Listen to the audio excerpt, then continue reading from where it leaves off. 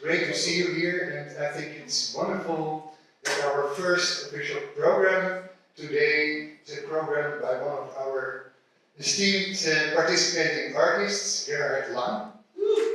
There you go. Gerhard is a philosophical artist, I would say. He asked questions about perception, about human existence, or maybe even existence in general. And he's also an internationally renowned artist. He has exhibited, among other things, at the Venice Biennale, at the Castle Documenta. He is one in New York and many other places. And I got to know Gerhard quite well, if only because we spent many hours on Zoom in preparation of his project for the Wende Museum, for which he used a tool that was actually used by the German police to identify suspects, to do something completely different. You will maybe not hear right now about it, but you can check it out in the exhibition. And I also want to take the opportunity to mention that Gerhard will be back at the museum on Friday, 2 o'clock, at his installation to answer questions and tell more about that specific project. The many hours spent with Gerhard on Zoom indicates that he's a very dedicated artist. It's wonderful to work with him. And without further ado, I give him the floor. But wanted to mention as well that he has a special interest and fascination for clouds. Gerhard, the floor is yours.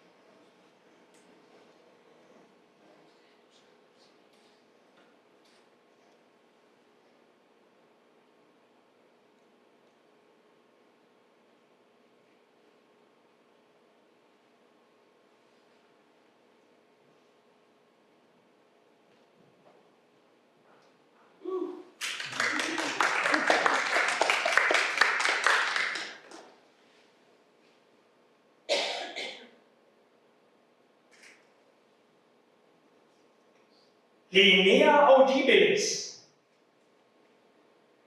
the audible line. My introductory gesture involved me drawing a line with a walking stick, a line that we could hear but not see. The sound of this line still echoes in our ears, but the line remains invisible.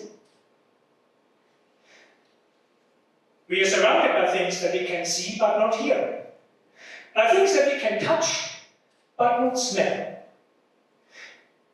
We are surrounded by things that finally remain out of our reach. We are surrounded by things that are disconcerting, incomprehensible, distant, absurd.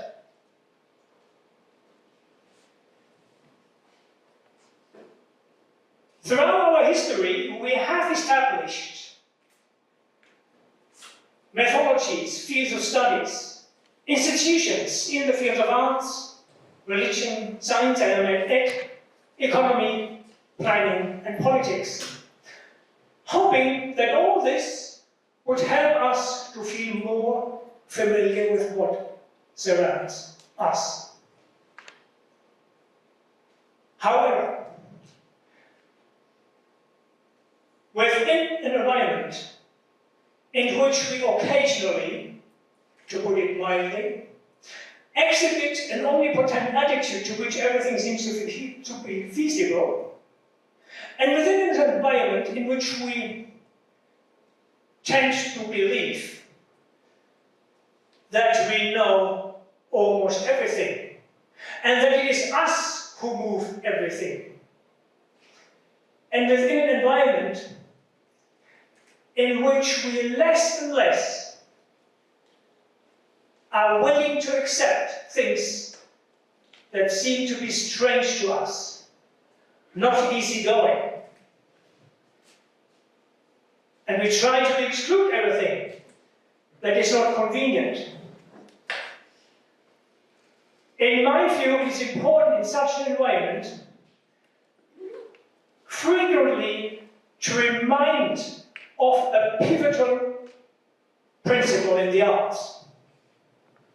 And that is bringing back to our awareness the notion of the unknown, the notion of the fathomless, the ambiguous, and the absurd. In its very visibility and naturalistic nature,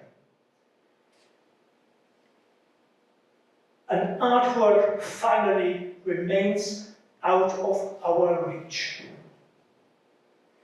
It is not the task, the business, or the job of an artist to be understandable in a semantic sense. For me, the quality of the arts is rooted in its very power to transform. To transform what is given, or let us say to transform the world. And by doing so, offering a different perspective, through which we can discover something different. But an artwork can only be successful in doing so if there is freedom. If there is an openness in our society that makes us actually discover the different.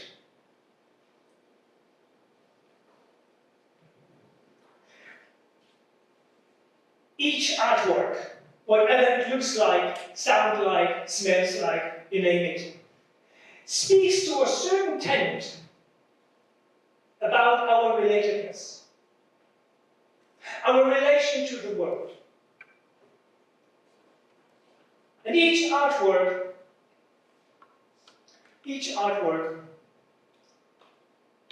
speaks about life and death.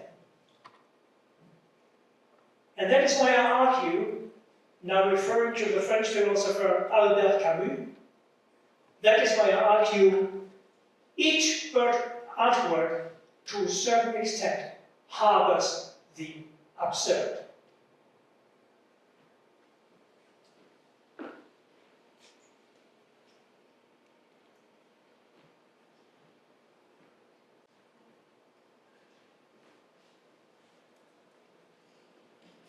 The photo you're looking at doesn't show you a cloud that I have seen in the sky. In fact, it is assembled from different photographs, each showing a different cloud. It is a photo that we call in Germany a phantom image. A photo that you might call a composite photo, or the bricks, if they are around with you, identikit photograph. Now, all these terms we refer to the police, at least in Germany, when we talk about a phantom image, we know this is a photo actually created by a policeman. Now, I used here a special device that was originally used by police forces, as already mentioned, by Jews. I come back to this device shortly. But let us first find out how the police and why they create phantom images. Now I'm sticking to the word phantom image here rather than composite photo or composite face, because the word phantom comes with associations which I think are quite relevant in my work. Now let us now enter an interrogation room in a police station. Right. Now here we have three protagonists. The victim and the witness. Here I may introduce the interrogation officer. And over there, that is the witness. But careful, the victim is not the real victim in this drawing, it is a phantom image. So what is happening here? Our wounded victim memorizes the face of a criminal. Now he or she has to transform this memorized, image inside into a verbal explanation that is received by our interrogation officer. And he himself has to transform the verbal explanation now back into an image, which is now a drawing. I would like you to recall this highly complex process here, because I come back to a highly complex process in drawing later in my talk. Now, isn't it interesting that the police, at the starting point of investigation, attaches first an image to this case, and from there sends their way into the unknown? Isn't it a good idea first to picture what we are looking for and then starting looking for it? And everything that matches the picture, in this case, has to be arrested. It's a straightforward, simple approach.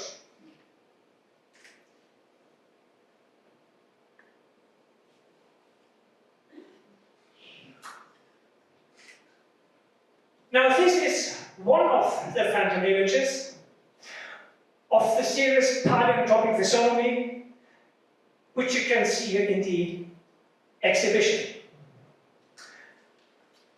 It is the work that I have the privilege to show in an entirely new form. It has never been shown like this, ever. And this is thanks to the Vendor Museum and to the very patient team. I have to be very grateful to all of them. Right? And Jules has just indicated how much time they spent and dedicated to the work and me. So I just can say thank you very much. And also thank you indeed for the invitation. It's a great pleasure to be here and to talk now to you. So, and I thought I should not talk about the presentation itself. We have to experience, because of the specificity of the work and the presentation, we have to see it on site. We have to experience and discuss it together. And I can't do it here in this talk. But I will talk about the background of the work and what made me working with it, with this particular device. Now, the device I used here is the same one I used for the phantom image you have just seen.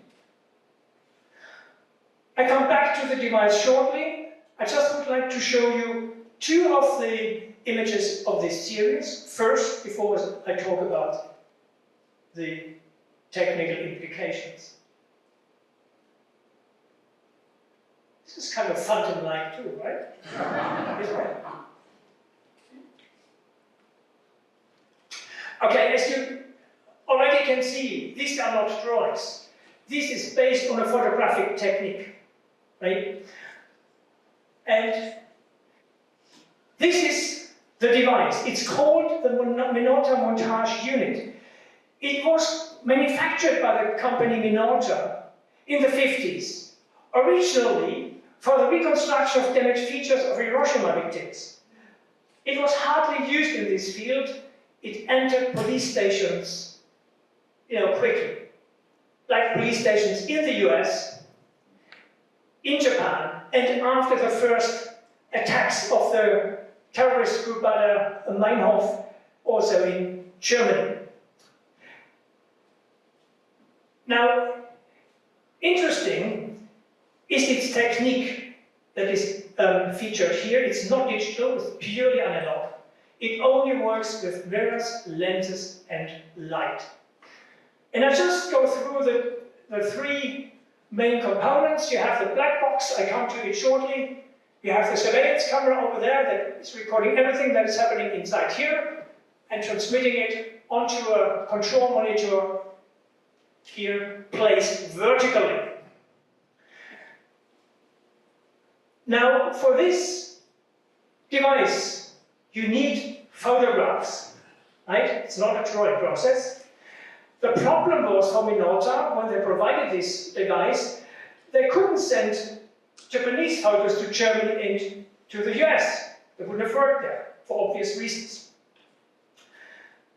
So the Minolta did not specify which kind of people you have to photograph. Have to take photographs only from Berlin, or possibly, from the Black Forest, or just the police.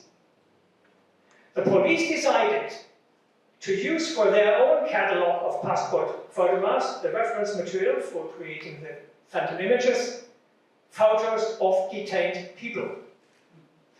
This is important to know because my collection of photographs responded to this very collection. Now, in order to assemble photographs with this device, you need mirrors. Different kind of mirrors. Now first, you have the chance to attach to this black box 4 different photographs. Here, here, up there, and over there. And these slots are for the mirrors. Now, how does it actually work? Let us imagine we had an interrogation.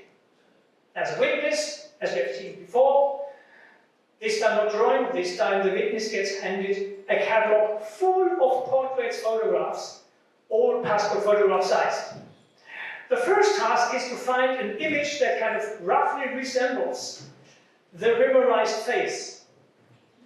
When the witness has found the face that gives roughly the feature of the face, the interrogation officer will attach it here.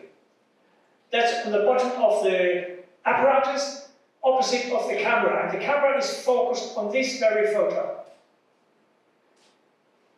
And the distance between the camera and the photo here is the same as the distance from the camera, first mirror, second face, or camera, second mirror, third face, and so on. So every photo is in focus, not the mirrors. That's important.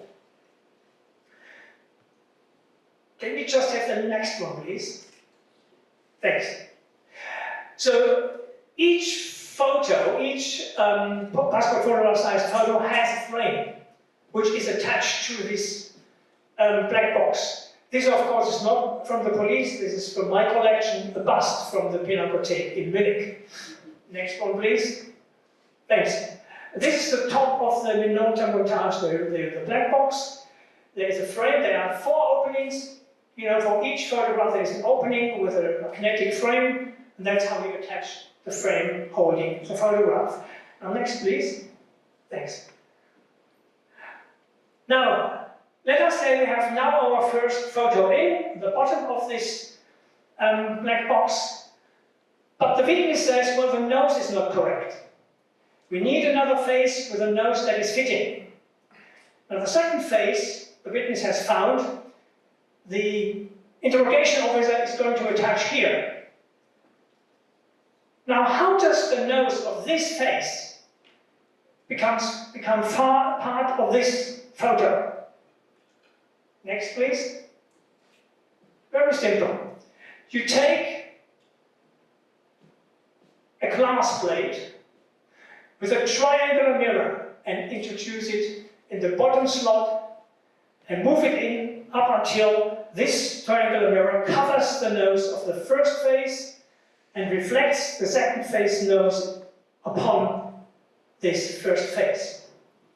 And as the mirror is out of focus, you don't see the edges, you just see the sharp nose now kind of amalgamating, it's really an amalgamation, you know, into this first face. That's roughly the technical concept behind this technique, which reminded me instantly when I found this machine, when I found out about the machine, of the experimental photography in the 20s and 30s. Next one, please. Now we come back to this apparatus. Now, as we know how it works and what kind of reference material is used, I would like to highlight one important aspect. And that is the police use passport photographs of detained people, known to them. And out of this reference material, they create something unknown. Isn't it interesting that on a visual basis, the phantom image here represents a phenomenon, I would say, that plays a role in all of our life. We can't see the known separated from the unknown. They coexist. As much as close and far coexist. There cannot be a closeness without the far.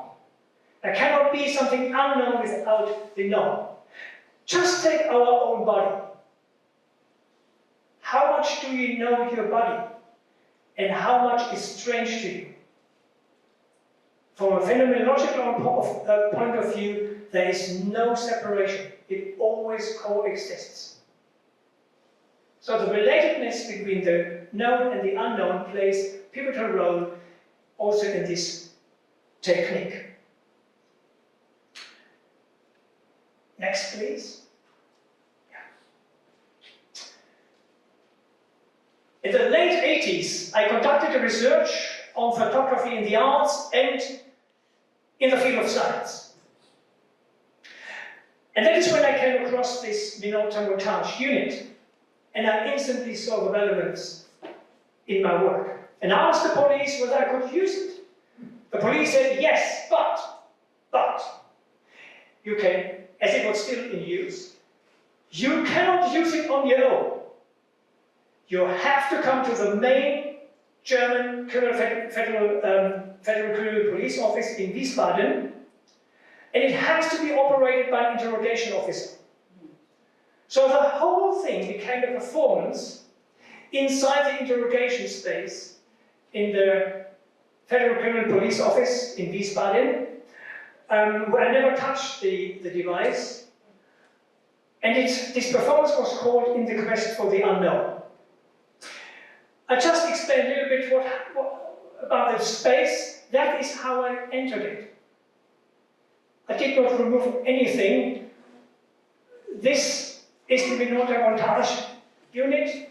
This is my case, in which I carried all my reference material, which I spread out here. Now this here, not sure maybe some of you have recognized, this is the original Josef Mengele file. Josef Mengele was a cruel medical doctor during the National Socialism in Germany, conducting lethal experiments on humans. He fled Germany to Brazil, was never found, and in the mid-80s, human remains were discovered. And the suspicion was that the human remains would belong to Josef Mengele. It took up until the beginning of the 90s to find out that they indeed belonged to Mengele. And when I entered this space, this file was still there. And he decided to just leave the space as it is. I just accept it as it is and don't waste time to take out everything that belongs to this file. So, that is what happened there. Now, the interrogation officer was sitting here, I was sitting here, and we both looked at the control monitor, because that is where you see what is happening in the black box. I started to explain fictitious faces, and the interrogation officer would take images from my collection and would start assembling, phantoms. And you can imagine, I should now tell you what the collection, my catalogue, looked like.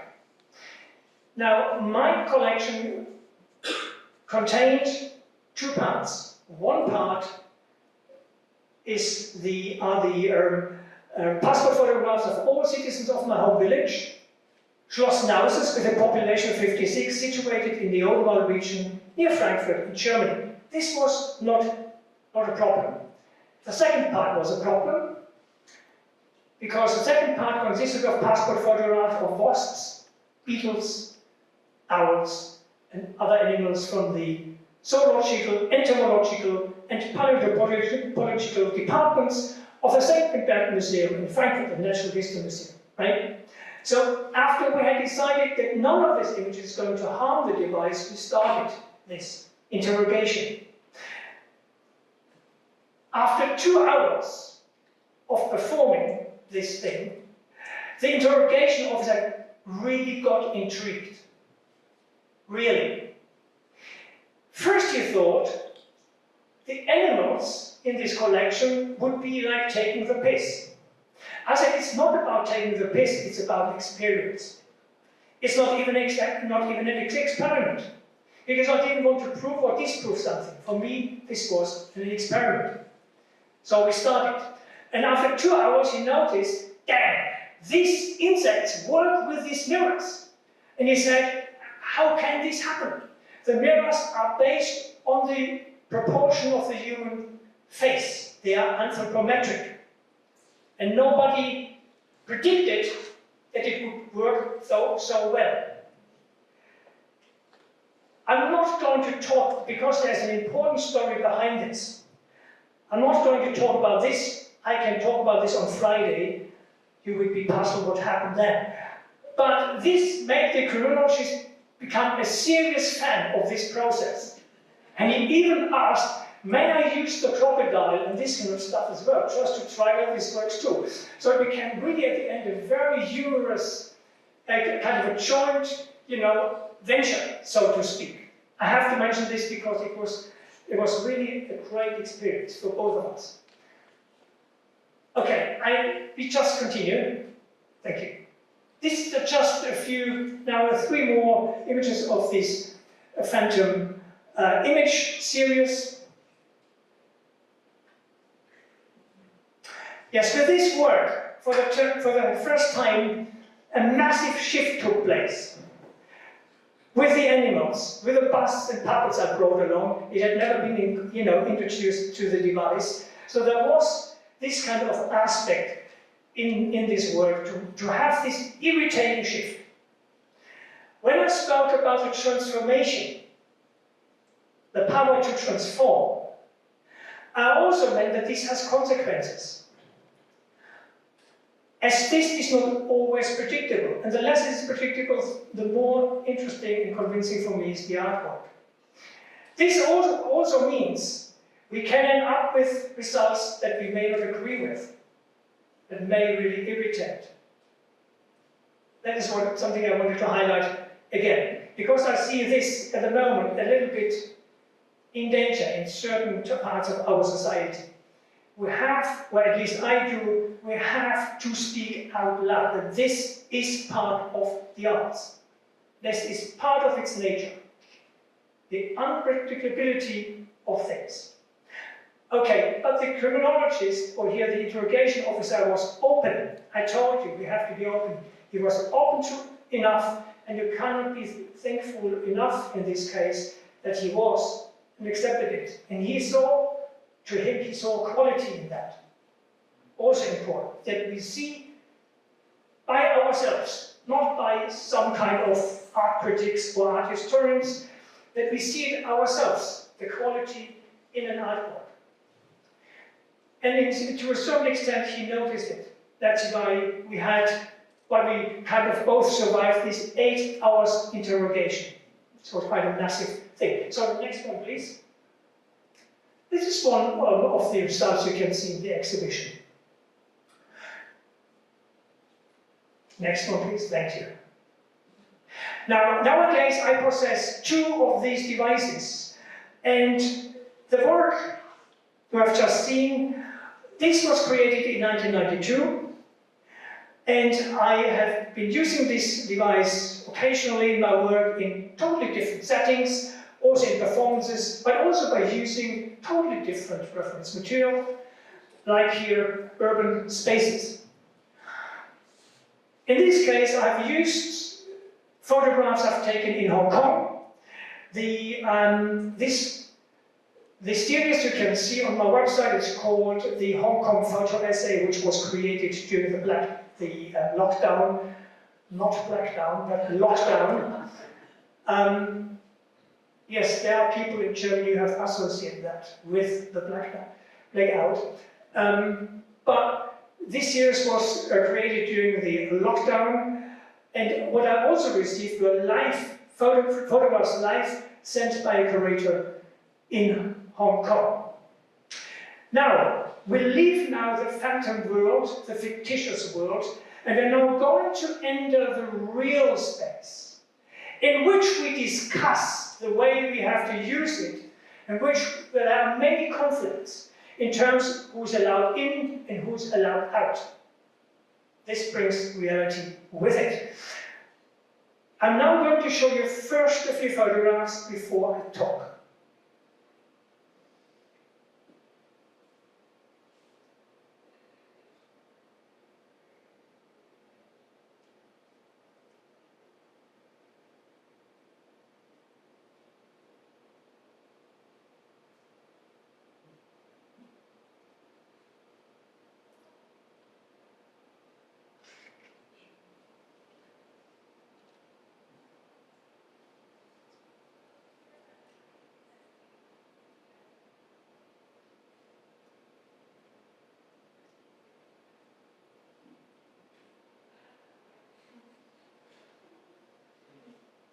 Okay, may I ask you, what is this?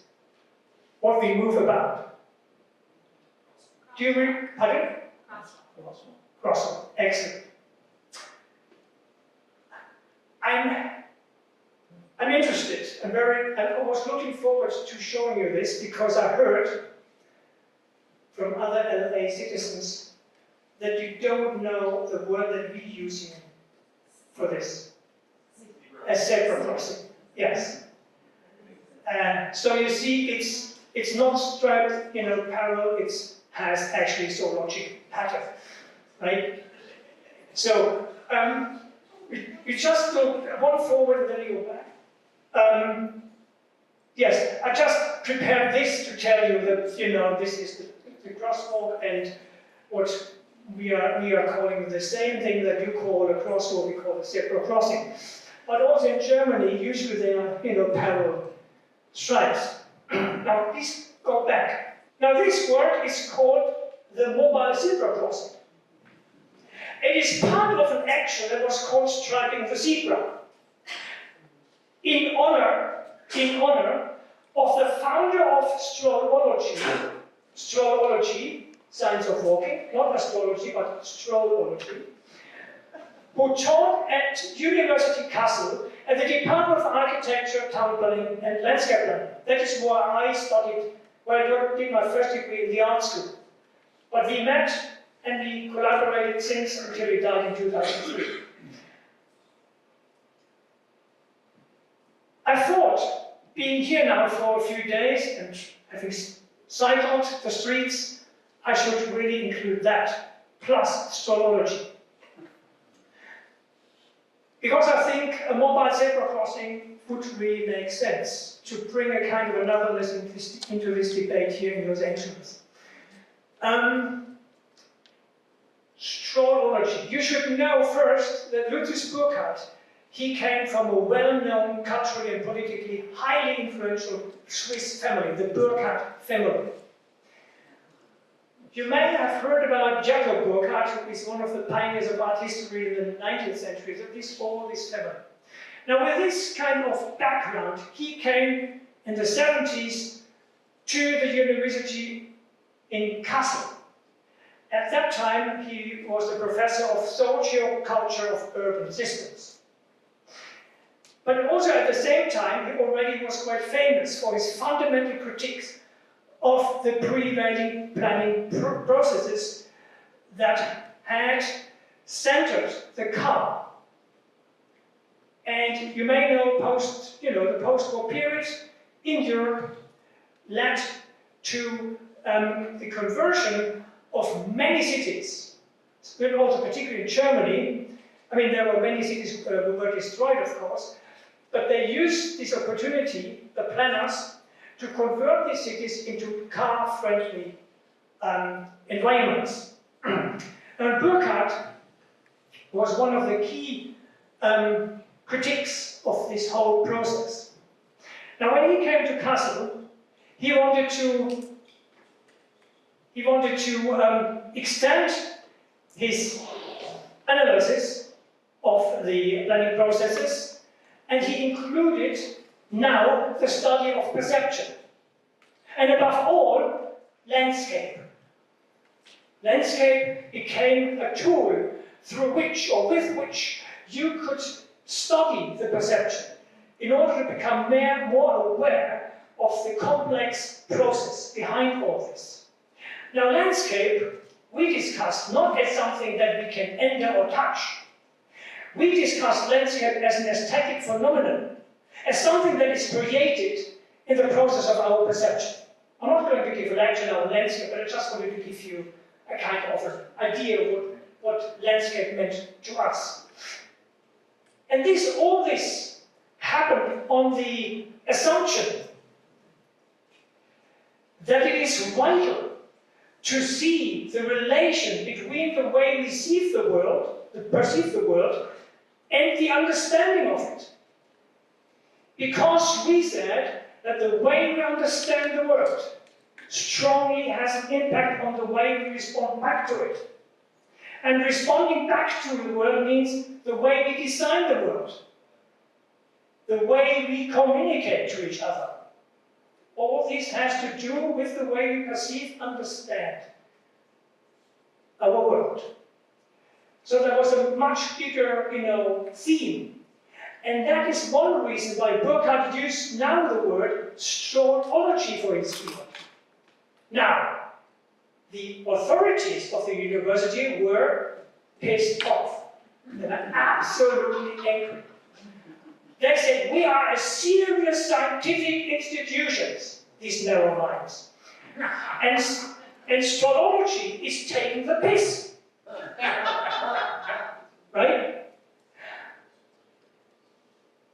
To a certain extent they were true, Lucius Burckhardt would admit. This was also an institutional critique. But there was much more serious behind this.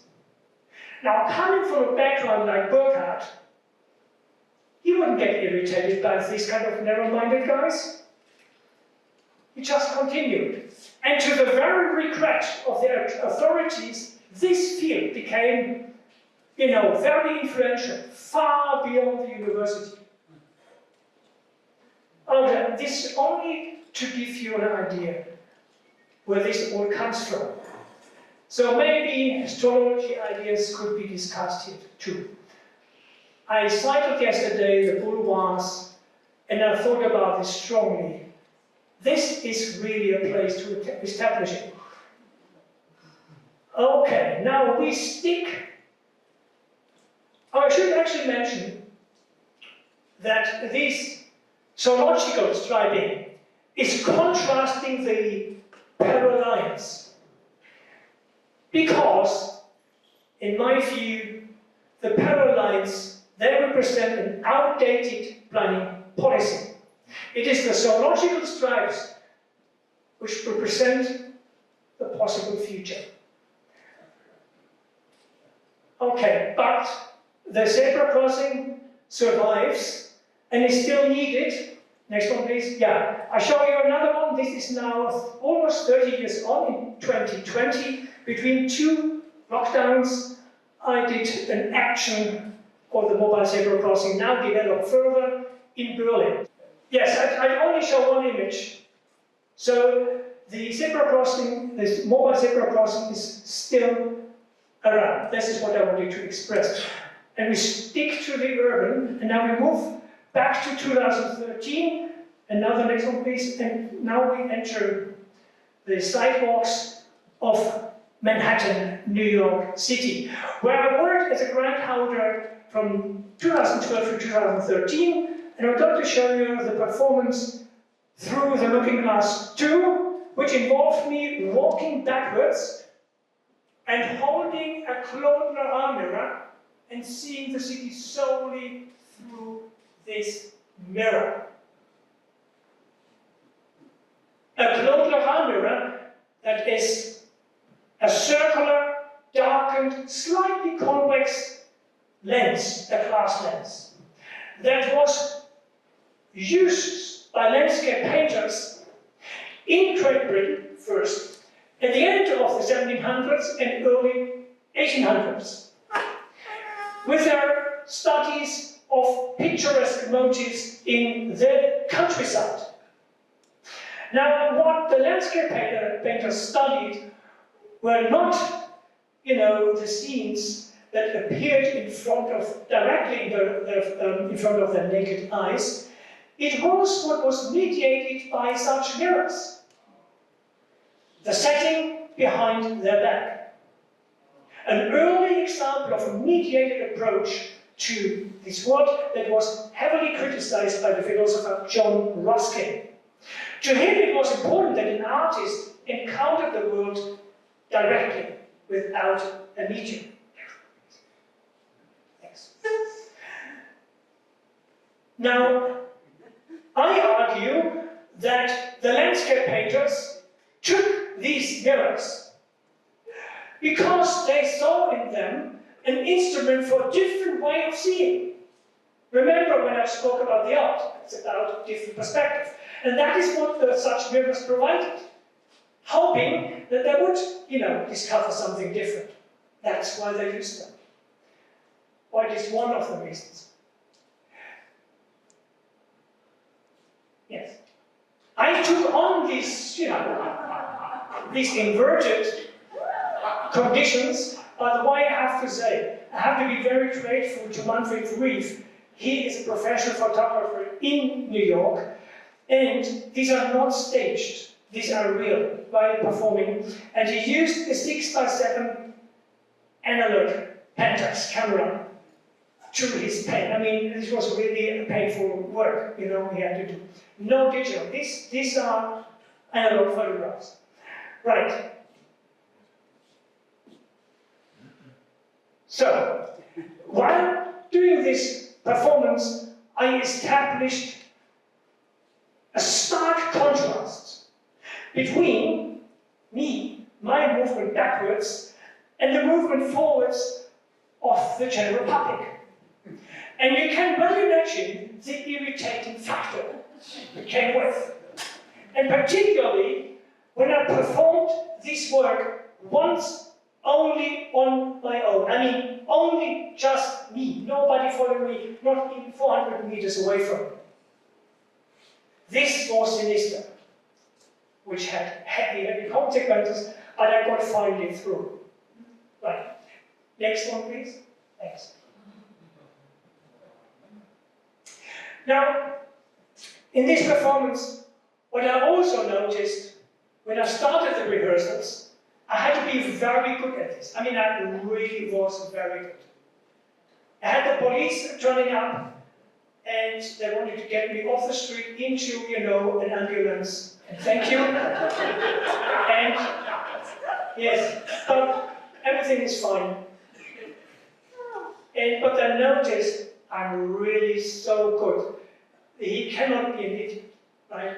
He cannot be. The only worry they had on this day when I did it on my own. I remember the question, it was fantastic. And it's now the original quote is, "Listen man, is it just you walking backwards today or there are more coming?"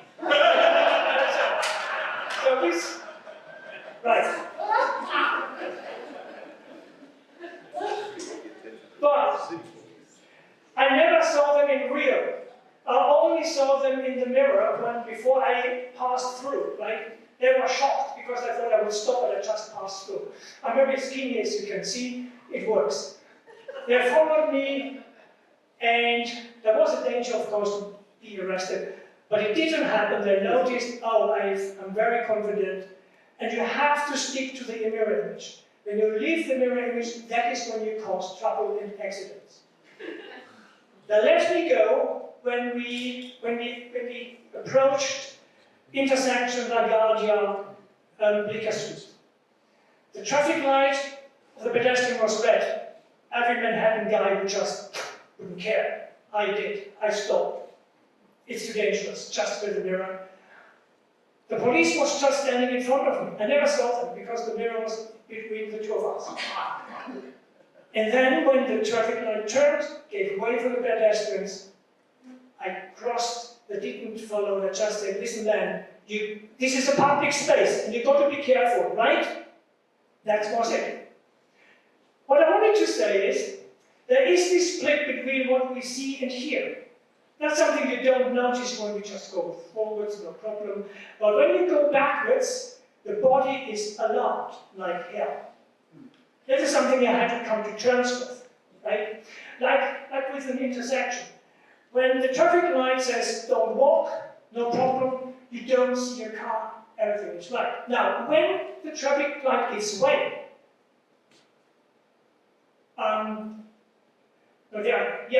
then the mirror doesn't show cars, but you hear cars accelerating, you hear dogs barking, you hear kids screaming. That is when you get this massive irritation. That's something I had to come to terms with in this performance. Can you do the next one, please? Yes, just a few into one of these mirrors. And just next one, please. Yeah. This is Lafayette, now leading down to Astor Place. That is a very popular space. It's Astor Place, used by many musicians. And on this place, the performance changed. Started with me placing a small sheet, a white sheet, onto the asphalt, and then later the mirror on top of it.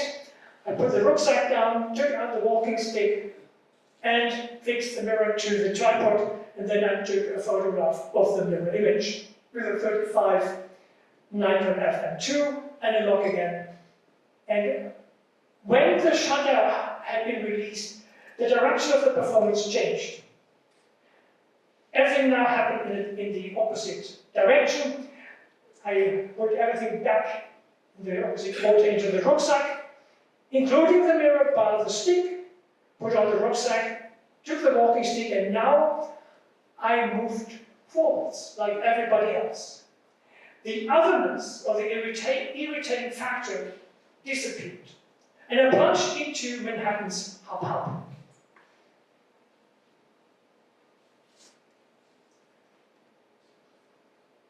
This drawing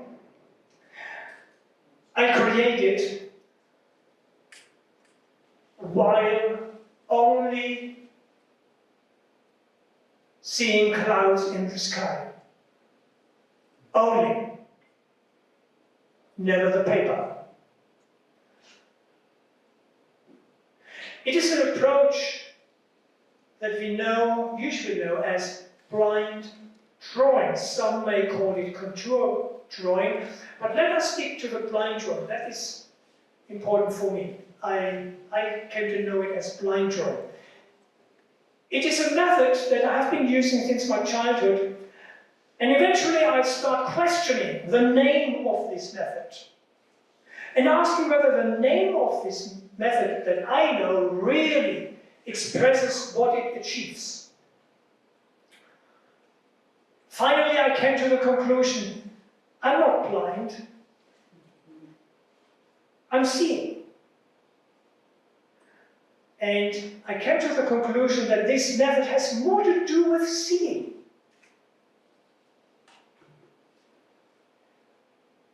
But seeing is quite a tricky sense, as all of our senses, anyway, because I can see you as you can see me, but I can't see my seeing process or the act of seeing itself. I only can see something. So, whenever we see something, the invisible part of the seeing process is within it. It's included, it's incorporated. And for me, this drawing process became an approach to this seeing. Actually, the same applies to hearing. I can hear something, but I cannot hear my hearing. I can smell something, but I cannot smell my smell. So there is a kind of an estranged, a distant factor within our sensual faculties. That is important, for me at least, to notice when it comes to the way we relate to the world, mainly through our senses. That within our sensual relation, there is something that we cannot really measure and control. Now, this is one reason why I call this method visus signatus, seen, drawn. And in this case, I have to see something, otherwise I couldn't draw. In this case, it is the clouds. Just shows you the size of these kind of drawings. Of course, I'm forced to work in outdoor space with all the consequences. And this is one of the large easels I occasionally use in the southern part of the Black Forest, where I have a couple of very successful landscape architects who help me. And during the summer period, I sometimes use it. And this is just showing you my kind of studio. This is the work that we've just seen on the easel.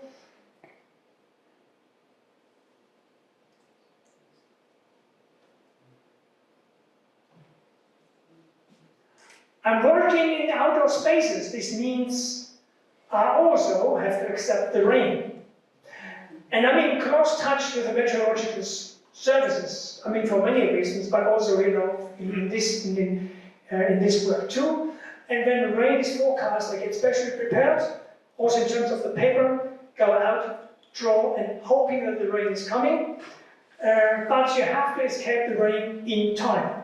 So this is one of the examples that include the rain, the content of the cloud. The far distance becomes close, so the distance between this work and the cloud more or less collapses. Yeah. This is now a detail of one of another work, which is very detailed and which you wouldn't, you know, be able to see properly when you see the whole piece. Just would like, before we see the whole work, we just leave this, I would like to make aware of one important aspect, I think, as far as this method is concerned. The visus signatus method, it creates an uninterrupted connection between what I see, the clouds, my eyes, my bodies, my fingers, the pen, and the line being drawn. It's one uninterrupted connection, one line, no interruption. And I sometimes have the feeling that there is a short circuit when the distance between the cloud and the line here is just collapsing. That is something that only occurs with this method, not with the conventional way we draw, because then we have to look at the paper and we draw from memory. That's what we do. Not in this case. Not in this case. Okay. Thanks. This is not the our work. It's roughly again 250, oh damn, I don't know the inches. Do you understand the metric? 2.54. Sorry? 2.54. Okay, and then 2 meters 20, sorry. Okay, you have seen the easel, so just imagine that's roughly the size. Now the next. The drawing you have just seen was not done in the countryside, it was actually created here, in downtown Vienna, next to the Cathedral St. Stephan. Next. Yes. And clouds can look very similar. You know, when you look at the countryside and the city, can look similar. And these are the ones who, you know, this is one phenomenon. They kind of connected both fields of our life, city and countryside. We see, or we perceive both fields in our life, city and countryside, fundamentally different. But indeed, both are extremely, you know, intertwined, politically, historically, and of course, naturally. Now, a cloud that occurs above Los Angeles doesn't occur because of proceedings down here. They also occur, partially, because of atmospheric processes that happen far outside Los Angeles. So, city and countryside here more and more amalgamates. So this just gives you the setting of this, you know, where these drawings were created. Yes, thank you. Another detail, and I promise we are still now in Vienna. Next one, thanks. And now the next one.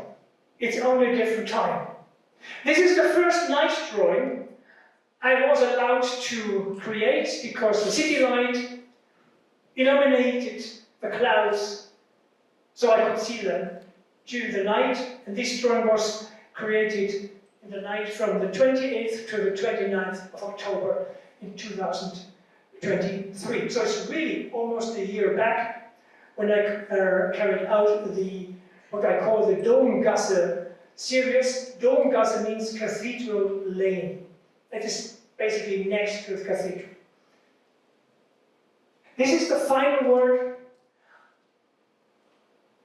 I did in this series. And this was created on the 29th of October in 2023. And first work where I used, you know, orange. Usually in this series, at least I used graphite and kind of oil pastel, because I had to go through a massive flat, which was only white. And with all my other techniques, I would have left, you know, a lot of traces. So I had to reduce myself to some of, you know, these kind of paints which wouldn't create problems here. So, and now we can leave Vienna, and this is now the final photograph. So we just stayed with this photograph.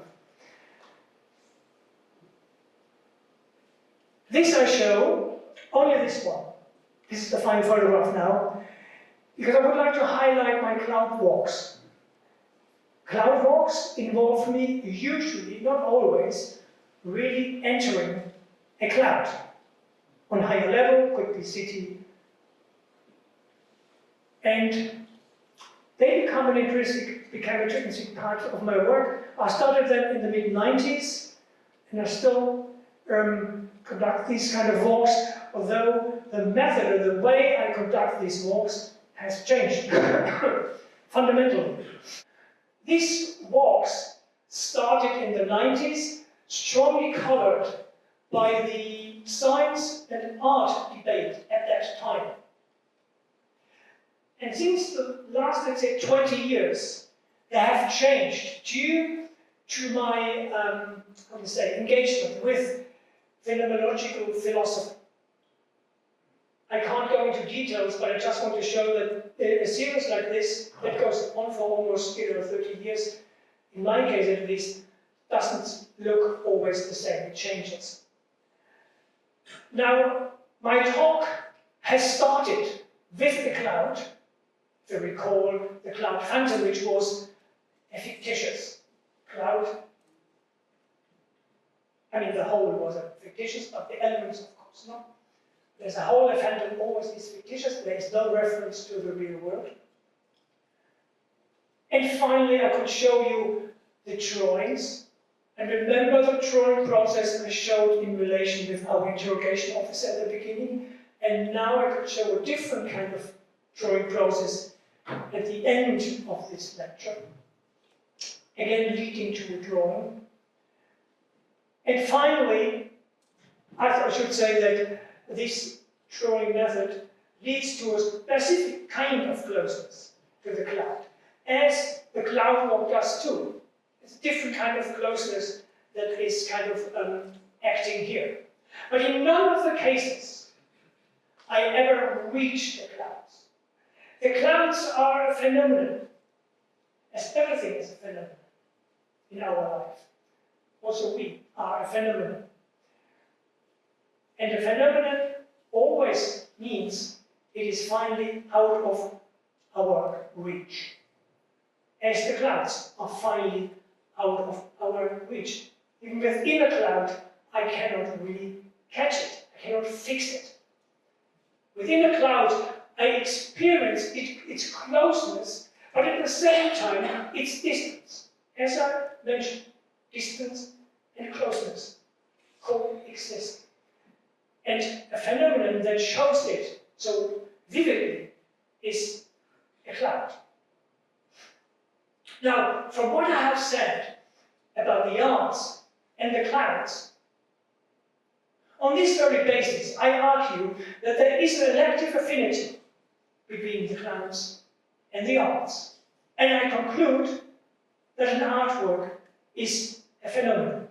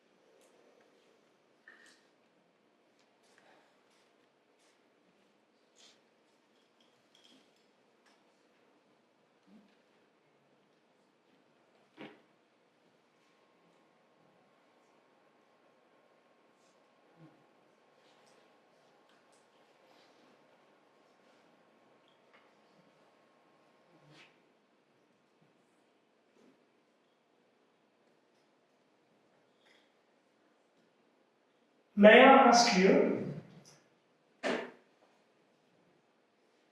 to close your eyes for half a minute?